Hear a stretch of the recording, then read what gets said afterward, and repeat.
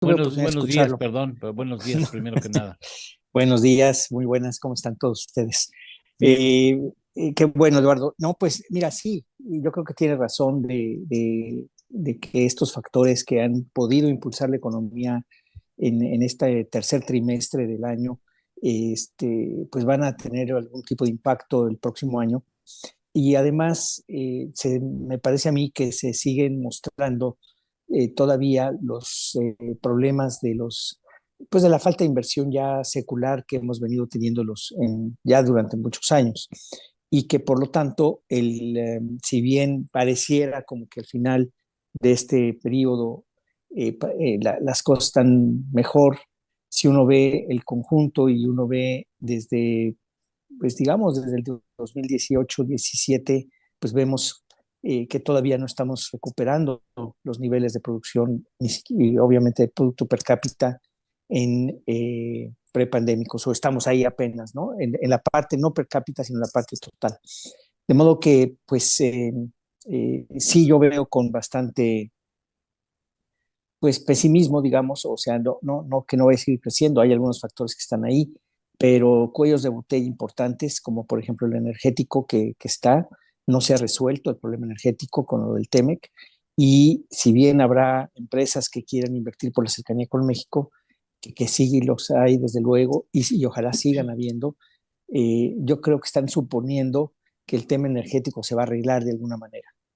Y pues eso es lo que quisiéramos ver todos, que se arreglara, que ya volviéramos a una cierta normalidad, que tuviéramos un panorama de mejor dotación de energía, más confiable, limpia, etcétera, que es la que todavía no vemos en el horizonte.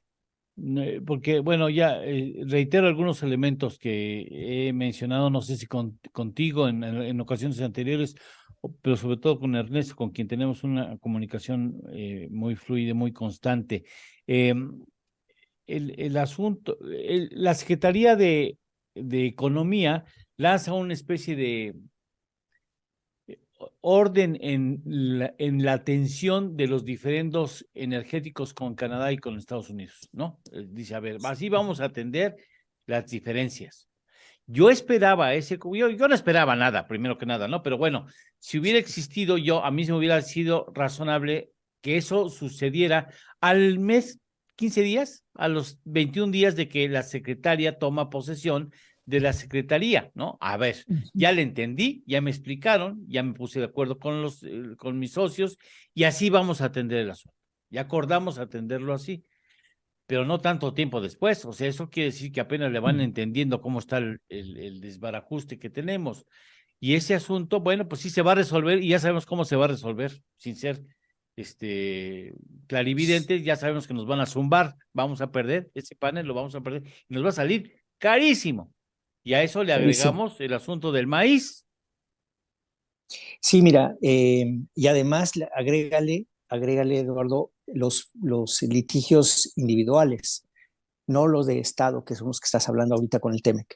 Además, los Sí, litigios individuales, ¿no? De cada una de sí. las empresas que se han amparado, y eso pues va a repercutir en una cantidad de dinero, pues que puede ser semejante a la del gasto en Dos Bocas, o en fin, habría que ver de qué tamaño va a ser, pero si son 10, 20 mil millones de dólares o más, pues eso sin duda que los va a tener que pagar el gobierno, porque CFE es del gobierno, porque la política energética es del gobierno, o sea, va a estar pagando las dos cosas. No es que una empresa privada mexicana estuviera proveyendo la energía y a esa es a contra la que van los litigios norteamericanos, ¿no? Claro. Es el gobierno mexicano, ¿no? Entonces, tarde que temprano vamos a tener que pagar, se están haciendo un poco, pateando el bote lo más que pueden. Yo no veo cómo se pueda seguir pagando el bote, pateando el bote, es decir, postergando decisiones relevantes mucho más tiempo, eh, pero me parece que eso va a ser un cuello de botella. Entonces, a la recesión en Estados Unidos, agrégale un cuello de botella importante en el sector energético, más pues la continuada falta de inversión, eh, digamos, en serio, ¿no? Inversión potente en infraestructura que pueda dar un elemento multiplicador hacia adelante, pues eso es lo que tampoco vemos. Y por el otro lado, el consumo, que si bien pareciera como que se restablece un poco. Lo que seguimos viendo, lo que seguimos viendo es que los estragos del mal manejo de la pandemia están ahí. Ayer veía Sí, una gráfica, Eduardo, en donde salía el PIB per cápita de muchos países y vemos que el caso de México está muy por debajo del de Brasil, del de Colombia, del de obviamente Estados Unidos y muchos otros que sí. pues tuvieron una política mucho más reactiva a la crisis y que el día de hoy pues ya están incluso varios puntos por encima de lo que era el nivel prepandémico per cápita. Entonces, ciertamente sí creo que tenemos ahí, digamos, no hay que perder de vista lo que está sucediendo en el resto del mundo y el costo de oportunidad que ha significado el que no se haya atendido adecuadamente la crisis. Me parece a mí que eso lo seguimos arrastrando, agregando a ello pues estos elementos que pues han sido construidos internamente también por nuestra propia política económica. Déjame ir a una pausa y regresamos con una sola pregunta más, que es, ¿cómo ves el 2023? ¿Me permites? Sí, cómo no. Ok, Claro, Eduardo, gracias. gracias, gracias a ti. Bien, entonces, Enrique, ¿cómo contemplas el 2023 para nuestro país? Pues mira, no solamente yo, sino la mayoría de los analistas ven que el 23 va a ser menos bueno que el 22, y bueno es, como digo, relativo, dado que efectivamente pues hay esta sombra de una recesión en los Estados Unidos. Se habla también de pues problemas en la reactivación económica dada la inversión y dado el consumo, y esto pues sin duda va a tener, pues digamos lo que vemos, lo que estamos viendo, un lento crecimiento. ¿De qué estamos hablando? Se habla de entre el 1, el 1.2% en el PIB, lo cual, repito, no nos alcanza para alcanzar el nivel prepandémico en términos per cápita, de modo que esta posible desaceleración o mayor alentamiento, vamos a ponerlo así, mayor alentamiento en lo que va digamos, en lo que va a ser el 23, pues no, no me parece que se vean cosas muy buenas. Y luego tenemos algunos otros elementos, Eduardo. Por ejemplo, la inflación subyacente que no está cediendo, está cediendo la general, pero sabemos que eso tiene más que ver con cuestiones más volátiles. No está resuelto el tema, no está claro. El alza en las tasas de interés en México, que se está acoplada con la de Estados Unidos, sigue siendo pues muy, muy elevada. Eso está elevando el pago del servicio de la deuda mexicana, que como sabemos también está sobre todo en pesos. Se han ido eh, transformando la deuda pública cada vez más hacia pesos, lo cual no es que esté mal, pero lo que sí muestra o lo que sí implica es que tenemos un costo financiero sumamente elevado. Y bueno, pareciera como que la Secretaría de Hacienda le tiene mucho miedo a una devaluación, porque si no le tuviera el miedo, pues igual tendría una variación, o sea, tendría un portafolio más balanceado en deuda en diferentes monedas, pero pues da la impresión que no, da la impresión que sí le tiene algún cierto resquemor a una depreciación y por eso se está yendo sobre todo a pesos, ¿no? Pero como digo, eso implica un costo financiero mucho más elevado. Entonces, sí seguimos, no se han apagado los focos amarillos, los focos medio rojos que hemos visto en tu programa ya desde hace varios meses. Sí, Me ujú. parece que no hay ningún elemento, ninguna cosa que diga esto va a cambiar, esto ya va a tener una mayor apuntalamiento de crecimiento en el futuro. Así es que pues no veo cómo es que se puede estar poniendo eso fuera del nearshoring, pero como repito, como decía hace un momento, eso tiene cuellos de botella importantes hacia adelante y por lo tanto, pues el panorama hacia el 23 me parece a mí que pues no es así para echar las campanas al vuelo. Ujú. Bueno, agrego algún elemento a lo que me has respondido. Aún en la parte internacional, en la deuda internacional, pues claro, son generalmente deudas contratadas a tasa específica, ¿no? De nada, no le afecta la elevación de las tasas, pero de todas maneras, este, pues tanto en la deuda interna como en la deuda externa tienes la presencia de un contexto de tasa de interés más alta. Si quieres ir otra vez a deuda, pues vas a tener que contratar más caro.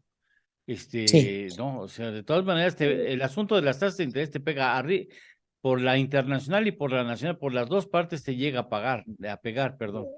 sí, pero fíjate, sí, totalmente. Y como hemos también visto en tu programa, es inexacto eso que se dice que no ha aumentado la deuda. Ya lo hemos platicado aquí varias veces y sí está aumentando la deuda.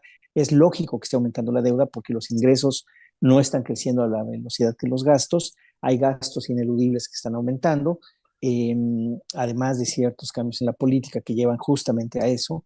Por ejemplo, en la parte de pensiones, pero sobre todo programas que no se han ajustado más que, digamos, se han ajustado los que no le interesan al presidente, digamos, y los que no necesariamente generan mayor beneficio social. Pero ese es otro tema, digamos. En términos de finanzas públicas meramente, sí vemos que se están apretando las finanzas públicas cada vez más. Y decía yo que esta cuestión de irse hacia pesos, que es en principio lógico, pues México produce pesos, entonces es lógico, está muy bien, solo que pues sí traemos una tasa de interés que es a lo mejor 6, 8 puntos de diferencia con relación a lo que sería una tasa de interés internacional. Entonces, digamos, si tú eres un ahorrador o un muy precavido, Eduardo, pues y crees que puede haber una depreciación, claro que te vas a pesos, ¿no? Es decir, claro que quieres protegerte, bueno, tus ahorros los quieres proteger y te irías más bien a protegerlos en dólares, a pesar de que te den una tasa de interés más baja. Pero siendo acreedor, el hecho de que te estés yendo con tus pesos está bien, digamos, desde el punto de vista de manejo de la hacienda pública, pero, pero repito, implica un costo muy elevado. ¿Y por qué es eso? Yo me pregunto, y de veras es una pregunta no retórica, Eduardo, ojalá tú me Sí, puedas decir, sí. ¿por qué el gobierno se está dispuesto a pagar una tasa de interés tan alta comparada con lo que podría obtener fuera, pasando su deuda pública a pesos? ¿Es simplemente porque quiere tener ese control o porque sí le tiene un cierto recelo a que el tipo de cambio eventualmente va a tener un problema más adelante y que, por lo tanto, más le vale estar en pesos que en dólares? Esa es una pregunta que me gustaría discúlpame, ahora fue al revés, ¿qué opinas tú de una situación de ese tipo?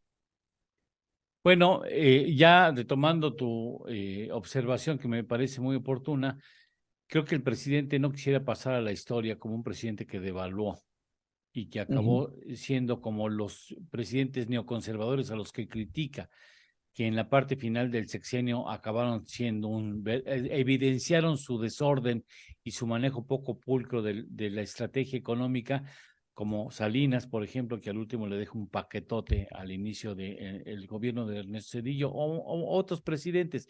Esa parte de si no quiere el estigma de que acabó siendo igual que los otros. Sí, yo creo que sí, Pues sí, es cierto.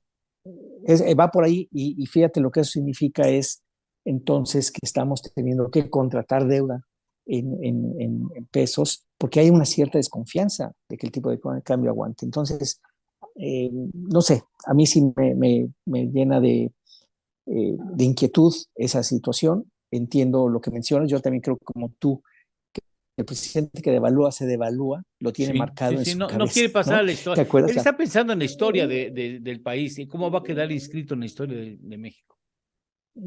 Pues sí, y eso, pues, la verdad, dime tú, ¿en qué país? Y también otra pregunta, ¿en qué país que está teniendo fluctuaciones internacionales tan severas, tienes un tipo de cambio que se está apreciando? Sí, sí, no, no. Es No más, checa. fíjate que por cierto te cita, ¿quién te cita? Ursúa te cita Mm, en el artículo de esta semana, ya lo habrás leído, por supuesto. Sí, ya se me fue lo que te iba a decir, pero por andar diciéndote lo de Ursúa. Pero sí, a mí me parece sí que evidentemente el asunto se está complicando y lamentablemente se va a complicar mucho ya en los terrenos del 2024. con finanzas muy comprometidas en la parte social y con prácticamente nulo margen de maniobra, lo que implicaría que la siguiente administración va a tener un problemón durísimo, porque la gente a la que les ha estado dando dinero en 6 años no va a dejar que le dejes de dar dinero, ¿no? Le dice, no, papito, perdóname, no, a mí me Sí, sigue estando, pues ¿cómo? sí, eso y sobre todo la falta de inversión, Sí, Eduardo, los rezagos que se están generando son muy grandes en lo educativo, en salud, por ejemplo, son rezagos pasivos que se van a estar acarreando por mucho tiempo. Pero repito, ¿qué es lo que hay de nuevo? Es la pregunta, o sea, ¿qué hay de nuevo que haga que la economía ahora sí vaya a crecer? Esa es la pregunta que yo me hago y ahí es en donde no tengo una respuesta clara. bien. Enrique, te agradezco mucho que hayas estado con nosotros.